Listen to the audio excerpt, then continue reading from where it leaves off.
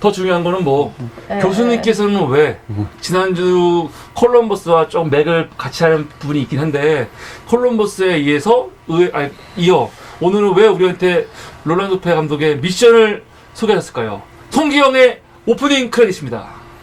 네, 제가 이제 이 영화를 같이 보자고 이야기한 것은 이게 이제 아무래도 그 1492년에 콜럼버스가 아메리카 대륙을 발견했지 않았을까. 이제 그때 근데 그 눈치 빠른 사람들은 알았다는 거죠. 왜냐면 그때 이제 유럽에서 해상무역으로 제일 강국이 네덜란드도 영국도 아니고 베네치아였습니다. 베네치아가 지중해 상권을 잡고 진짜요? 있었어요. 예. 그 도시가요? 베네치아가. 베네치아 네. 도시가 제국이었죠.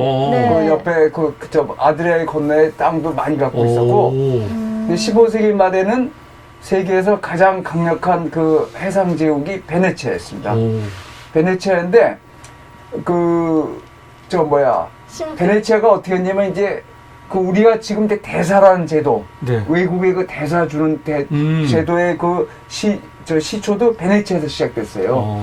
베네치아에서 각국에 자기네 사절을 파견해 넣었습니다. 근데 그 사절들이 네. 대사 일도 하지만 스파이 역할도 했었어요.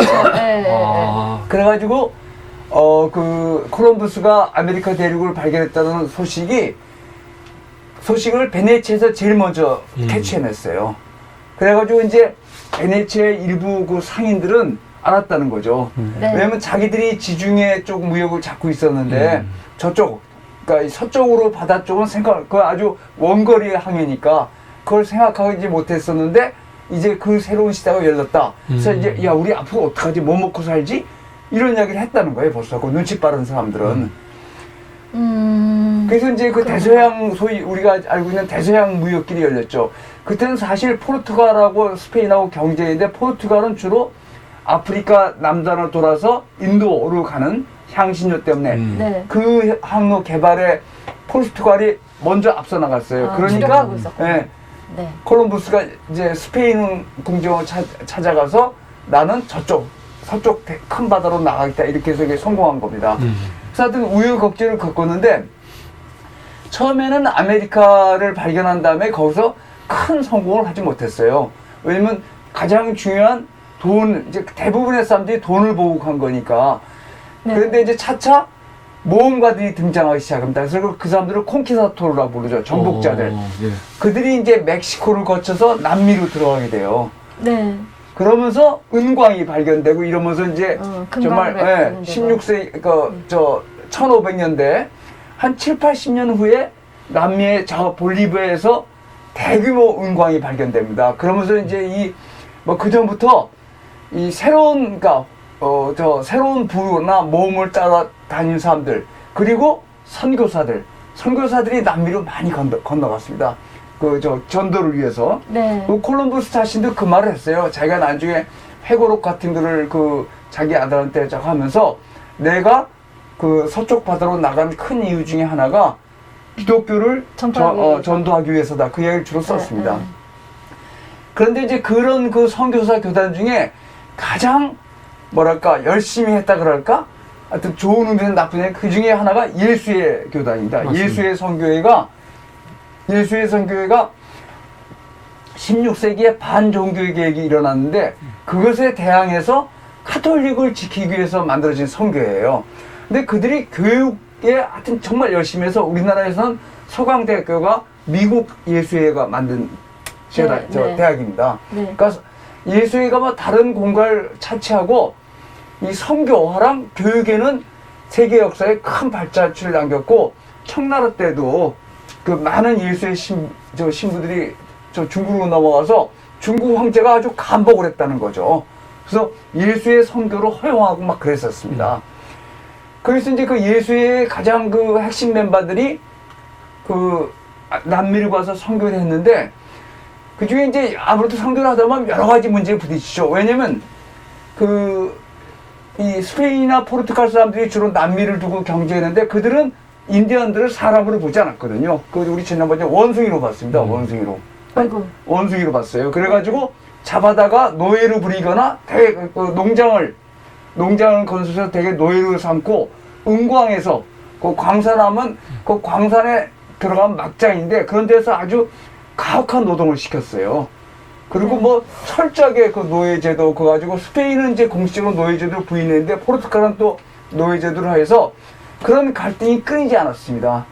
그런데 이제 그 중에 한 문제가 18세기 중반에 과라니족이라고 오늘 이야기하는 그 과라니 폭포 위에 사는 사람들인데 포르투갈 스페인하고 제일 처음에 남미 대륙 가서 영지 분쟁이 끊이지 않으니까 중재를 했어요 나중에. 그래서 마드리드 조약이가 무슨 조약에서 나누기로 했습니다. 남미 땅을. 네. 그런데 그 경계가 이 과라니 과라니 지역에 쪽, 저거였어요. 과라니 지역의 근데 거기에 예수의 선교사가 들어가 있던 건 사실입니다. 네. 네. 근데 이제 그 당시 18세기 중반에 유럽 대륙에서는 예수의 배척 움직임이 굉장히 강했어요. 예수가 그 뭐 프랑스면 프랑스, 이탈리아면 이탈리아, 그다음에 스페인이면 스페인에서 활동을 하는데 거기에 왕국의 그 스페인 왕국이나 프랑스 왕국의 왕의 명령을 따르지 않고 예수의 본산이 있는 로마의 명령만 따라요. 교황의 명령도 다 듣지 않고 그러니까 그 자국 정부 프랑스나 스페인에서 예수회를 아주 고칫거리로 여기고 있었어요. 그래가지고 네네. 18세기 후반에 많은 나라에서 예수회를 추방합니다. 왜냐면 예수회들이 쟤들이 교육이나 이런 거를 하는 건 좋은데 그 자국 그러니까 프랑스면 프랑스 땅, 스페인은 스페인 땅의 그 왕의 명령을 따르지 않고 예수회는 그 예수의 최고 책임자를 총사령관이라고 불러요. 굉장히 전투적인 조직입니다. 전쟁을 한다는 소리가 아니라 정말 종교적인 열정으로 뭉쳐서 교육과 선도 사업에 헌신하는데 그러다 보니까 자기네 그것만 따르지 그 국가의 법을 안 지키고 이래서 18세기 후반에 많은 나라, 많은 유럽 나라에서 스페인, 프랑스 이런 나라에서 예수회가 추방됩니다. 이 영화가 그런 맥락에서 시작된 거예요. 역사적으로 많이 다른데 주로 예수의 예수의 그 신부들이 활동하던 남미의 과라니 지역 영토를 스페인하고 포르투갈이 나눠 먹으려고 그럴 때 미리 들어가 있던 예수의 신부들이 이제 그거를 반대한 거예요. 왜냐면 그 자기들이 선교 활동을 하면 그 사람들은 자기들은 인간으로 대접하는데 그 콘키스타도르들은 노예를 갖다 부리니까. 그래서 이제 네. 그 카톨릭 교회에서는 예수의 본산지에서는 자기들이 그 선교의 활동을 지지했다가는 본국에서 쫓겨날 염려이 있으니까 네, 그러니까 그거를 방치합니다. 그건 역사적 사실이 맞아요. 방치해서 결국 그 과라니족 영토를 가지고 과라니족하고 스페인 포르투갈 연합군하고 전투가 벌어집니다. 그래서 뭐 결과는 예상하겠지만 오늘 우리 본 곳은 약간 많이 가밀하고 과라니족은 몇천 명이 죽고 스페인 포르투갈 군에서는 10명도 죽질 않아요. 왜냐면 대포랑 총으로 무장하고 싸우니까 게임이 안 되죠. 그래서 이제 이 영화는 우선 그 좀 비판을 받기도 했습니다. 왜냐면 그 과라니족이 처음에 예수의 선교에 굉장히 강력하게 저항했고 나중에 스페인 포르투갈의 연합군에 대항할 때도 자기들이 주도적으로 그 전투를 벌였지 물론 참패했지만 예수의 신부들이 나서서 도와준 건 아닙니다. 그러니까 여기 이제 예수의 신부들이 그 전투를 조직한 거라는데 그런 천만의 말씀에서 그런 비판을 받은 건 사실이에요. 이게 지나치게 그 예수의 신부들을 미화했다. 맞아요. 이런 건 사실이지만 또 거꾸로 보면 이런 그 인디안 학살은 뭐 세계 역사에 너무너무 많은데 그런 백인의 역할을 부각하지 않은 영화를 누가 보겠습니까? 그러니까 그런 그 제작상의 편의를 위해서는 이걸 어느 정도 역사를 왜곡하지 않을 수가 없습니다. 그래서 전체적인 맥락은 대충 맞습니다. 그 과라니 폭포란 굉장히 그 풍광이 좋은 폭포 위에는 과라니족의 영토였는데 그 영토를 가지고 스페인하고 포르투갈하고 분쟁이 붙었는데 그 영토에 미리 들어갔던 예수의 신부들이 그 묘한 입장에 처했어요. 그래가지고 그 정확한 이야기 나왔지만 그래도 예수의 신부들 몇 명이 남아서 과라니족에 남아있어서 나중에 학살됐다는 거죠. 그건 사실입니다. 그래서 어느 정도의 역사에 비판하고 있지만 지나치게 예수의 신부들의 거기에 뭐 지상낙원을 건설했다니 이런 걸 너무 미화했다 이런 비판을 받기도 했는데 거꾸로 보면 이게 지금 보시면 알겠지만 제작비가 장난이 아니거든요. 거기 들어가서 저 대위원을 하면 정말 거의 1,000억 가까이 돈을 썼을 텐데 그거를 그런 스토리 같지 않고는 만들 수 없고 인디안 학살을 이것처럼 생생하게 보여주는 그 영화도 그렇게 많지 않죠.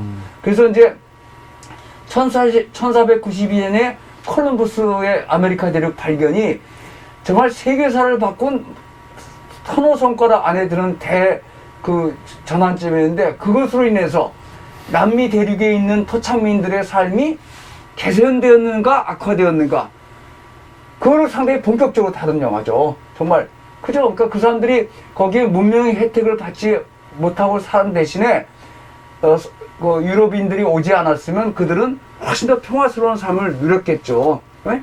거꾸로 유럽인들의 입장에서는 정말 일확천금을 얻고 그 남미 땅을 차지하고 이랬으니까. 그래서 그런 면에서 굉장히 한계가 많고 지나치게 예수의 신부들을 미화했다는 비판을 받음에도 불구하고 인디안 토착민에 대한 그 서양인들의 그 학살을 이렇게 생생하게 보여준 영화는 드뭅니다. 그래서 잘 만들었어요, 영화를. 잘 만들었습니다. 네. 근데 이런 영화는 흥행에서는 별로 성공하지 못했습니다. 왜냐면 사람들이 이런 영화 안 좋아하죠. 그죠? 왜냐면 나치 독일을 미군이 때려부시는 영화나 인디언들을 미군 기병대가 토벌하는 이런 이야기를 좋아하지, 이거는 기분이 나쁘단 말이죠. 그러니까 아무래도 세계 영화 시장이 미국이나 유럽에 편중되어 있으니까. 근데 우리나라는 상당히 성공했습니다. 그래서 전 세계적으로 상업적으로 그렇게 성공하지 못했는데, 콜럼버스의 아메리카 대륙 발견 이후에 한 250년 후에 남미의 토착민들이 어떤 취급을 받았는가. 이 정도 그린 건 양반이다. 사실 그 남미의 많은 그 토착민들이 은광산에서 일했는데, 그 은광산에서 수은을 써서 일하기 때문에 생명이 거의 단축돼서 뭐 엄청나게 죽어갔어요. 그래서 유럽인들의 남미 정복에 따라서 최소한 1000만 가까운 토착민들이 죽었다고 좀 평가를 하죠. 그리고 그 상황이 지금도 여전히. 그 다음에 어떻게 하냐. 남미의 뭐 몇몇 나라를 빼놓고는 아르헨티나, 브라질이나 대개 유럽 이민자들이 가서 정권을 장악하고 있거든요. 그 독재도 오래 했고, 특히 아르헨티나 같은 데는 나치들이 엄청 넘어갔습니다. 나치들이 그 남미로 많이 독재됐어요.